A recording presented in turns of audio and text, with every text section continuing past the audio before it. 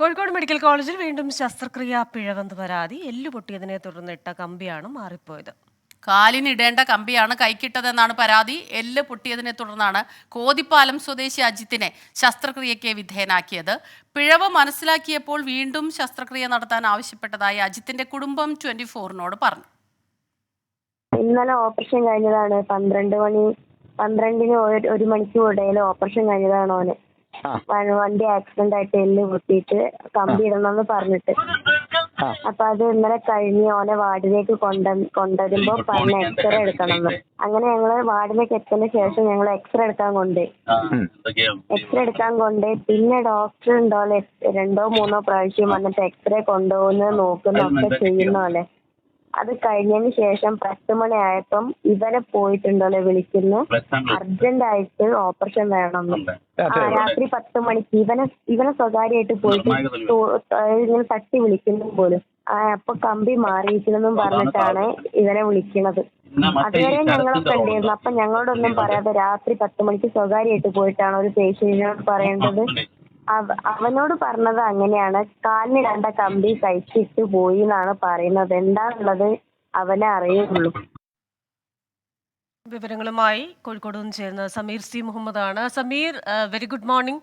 ഇപ്പോൾ ഇത് വലിയ പിഴവാണ്. കാരണം ഈ പറയുന്നത് പോലെ കാലിനിടേണ്ട കമ്പി അത് കൈക്കിടുന്നു. അത് സാധാരണഗതിയിൽ ഡോക്ടേഴ്സ് കാണുമ്പോഴൊക്കെ മനസ്സിലാക്കേണ്ടതാണ്. നമ്മൾ സാധാരണക്കാര് തോന്നുന്നത്, കാരണം പൊട്ടിയ എല്ലുമൊക്കെ കണ്ടാൽ അറിയാമല്ലോ. അത് മാത്രമല്ല, ഇദ്ദേഹത്തിന് കാലിന് നല്ല വേദനയും ഉണ്ടാവുമല്ലോ. എന്താണ് സംഭവിച്ചത്? കൃത്യമായ ഒരു വിവരം എനിക്ക് തോന്നുന്നു ഈ ബന്ധുവിനും ലഭിച്ചിട്ടില്ല എന്ന് തോന്നുന്നു. കൃത്യമായ വിവരം അറിയുന്നത് ഈ രോഗിക്ക് മാത്രമാണെന്ന് തോന്നുന്നു, അല്ലേ?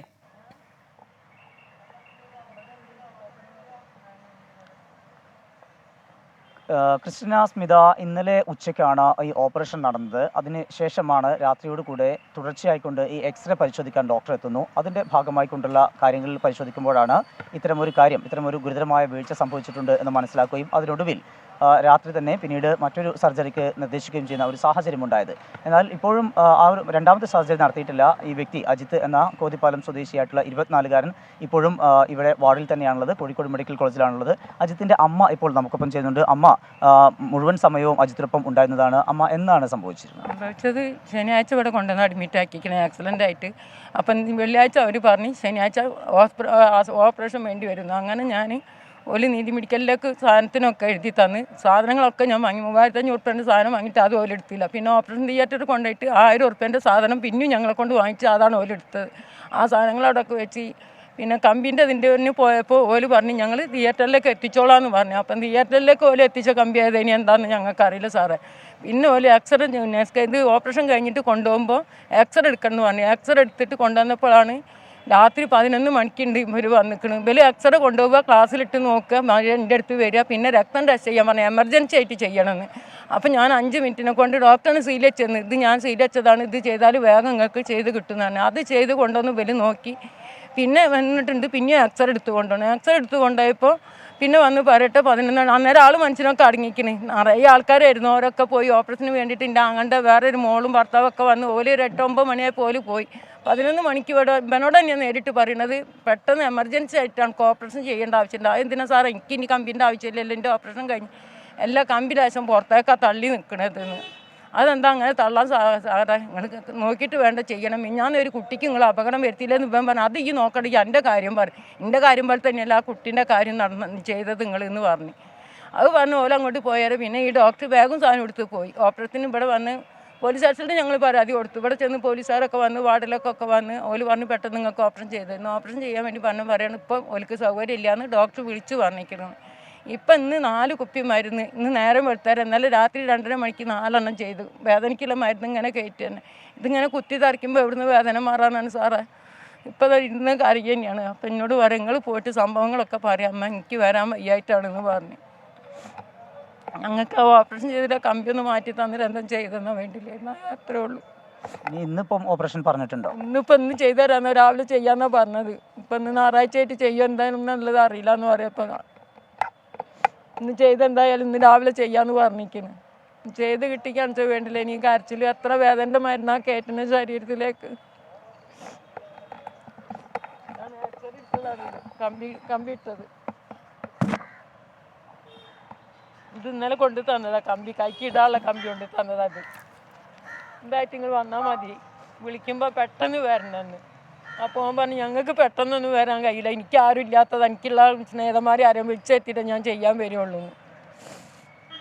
ഇനിയിപ്പോൾ ആ ദേശത്തിനാണ് വലിയ ചെയ്യാൻ വരാതെ നിൽക്കണമെന്നുള്ളത് ഞങ്ങൾക്ക് അറിയണില്ല സാർ. എൻ്റെ മോനത്തിൽ എത്ര വേദന ഇനി തിന്നണം എന്നുള്ളത് എനിക്കറിയില്ല. ആരുമില്ല, ഈ 8 ദിവസം ഞാനല്ലാതെ വേറെ ഒരാൾ അന്തിക്ക് നിൽക്കാണ്ടായിട്ടില്ല വാർഡിന്. ഒരു വെള്ളം വേറെ എന്താ വാങ്ങാൻ പോകാനോ രക്തം ടെസ്റ്റ് ചെയ്യാനോ എല്ലാ കാര്യത്തിനും ഞാൻ തന്നെ പായണം. ക്രിസ്റ്റീന സ്മിത സാധാരണക്കാരായ ഒരു കുടുംബമാണ്. ഇപ്പോൾ വലിയ രീതിയിലുള്ള വേദന അജിത്ത് അനുഭവിക്കുന്നുണ്ട്. അത് ആ ഒരു സാഹചര്യം കൂടിയാണ് അമ്മ നമ്മോട് പങ്കുവെക്കുന്നത്. എന്തായാലും ഈ സംഭവത്തിൽ കോഴിക്കോട് മെഡിക്കൽ കോളേജ് പോലീസിൽ പരാതി നൽകിയിട്ടുണ്ട്. പോലീസ് ഇതിൻ്റെ അന്വേഷണം ആരംഭിച്ചിട്ടുണ്ട്. അജിത്തിൻ്റെയും അതുപോലെ തന്നെ അമ്മയുടെയൊക്കെ മൊഴി ഫോൺ മുഖാന്തരം രേഖപ്പെടുത്തിയിട്ടുണ്ട്. അതിൻ്റെ തുടർ നടപടിയിലേക്ക് പോലീസിൻ്റെ അന്വേഷണം നീങ്ങുകയാണ്. എന്തായാലും നമുക്കറിയാം, ഏതാനും ദിവസം മുമ്പാണ് കയ്യിൻ്റെ 6ാം വിരൽ ശസ്ത്രക്രിയ ചെയ്യുന്നതിന് പകരം നാവിന് ശസ്ത്രക്രിയ ചെയ്ത ഒരു സംഭവം ഉണ്ടായത്. അതുമായി ബന്ധപ്പെട്ട് അന്വേഷണം ഇപ്പോൾ ആരംഭിച്ച് അതുമായി ബന്ധപ്പെട്ട നടപടികൾ പുരോഗമിക്കുന്നു. അതിനിടയിലാണ് ഇപ്പോൾ മറ്റൊരു സംഭവം കൂടി കോഴിക്കോട് മെഡിക്കൽ കോളേജിൽ നിന്ന് റിപ്പോർട്ട് ചെയ്യുന്നത്. സമീർ, ഏതായാലും ഈ അമ്മയുടെ സങ്കടം കാണുമ്പോൾ നമുക്ക് വല്ലാത്ത വിഷമം തോന്നുന്നുണ്ട്. പക്ഷെ ഒരു കാര്യം, നമുക്ക് ആശുപത്രി അധികൃതരുടെ ഭാഗത്തു നിന്നുള്ള ഒരു വിശദീകരണം കൂടി എത്രയും പെട്ടെന്ന് തേടണം. അവർക്ക് എന്താണ് ഇതിൽ പറയാനുള്ളത് എന്ന് നോക്കണം. പിന്നെ വൈകാരികമായി നമ്മൾ പ്രതികരിക്കുന്നതിനേക്കാൾ എനിക്ക് തോന്നുന്നു വ്യക്തമായി ഇതിൻ്റെ കാര്യങ്ങൾ എന്താണെന്ന് മനസ്സിലാക്കണം. കൃത്യമായി പിഴവ് സംഭവിച്ചിട്ടുണ്ടെങ്കിൽ അത് തിരുത്തട്ടെ. ഇതുപോലുള്ള പിഴവുകൾ ഇങ്ങനെ ആവർത്തിക്കാതിരിക്കട്ടെ. അക്കാര്യത്തിലൊക്കെ കർശനമായ നടപടികൾ ഉണ്ടാകണം, അല്ലേ? അമ്മയെ തല്ലിയാലും 2 പക്ഷം എന്ന് പറഞ്ഞ പോലെ പലതരത്തിലുള്ള വേർഷൻസ് ഇതിനകത്ത് കേൾക്കും നമ്മൾ. പക്ഷെ എപ്പോഴും ശ്രദ്ധിക്കേണ്ട ഒരു കാര്യം, ഡോക്ടേഴ്സൊക്കെ തന്നെ കൈകാര്യം ചെയ്യുന്നത് മനുഷ്യജീവനുകളാണ്. പക്ഷെ സ്മിത, എനിക്ക് പെട്ടെന്ന് തോന്നുന്നത്, കാരണം നമ്മൾക്ക് ഈ രോഗവുമായി ചെല്ലുമ്പോൾ നമ്മുടെ ജീവനാണല്ലോ ഡോക്ടേഴ്സിന്റെ കയ്യിൽ കൊടുക്കുന്നത്.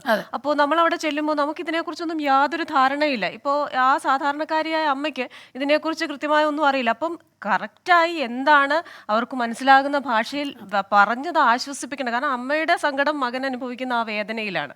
അപ്പോൾ അത്തരം കാര്യങ്ങൾ നമുക്ക് കണ്ടില്ല എന്ന് നടിക്കാനാവില്ല. അപ്പോൾ ഡോക്ടേഴ്സ് എനിക്ക് തോന്നുന്നു കൃത്യമായി എല്ലാവരെയും വിളിച്ച് സമാധാനപ്പെടുത്തി നമ്മുടെ ഒരു കുടുംബാംഗത്തെ പോലെ ഈ കാര്യം പറഞ്ഞു മനസ്സിലാക്കിയാൽ കുറച്ചുകൂടി ഒരു ആശ്വാസം ഉണ്ടാകുമെന്ന് തോന്നുന്നു.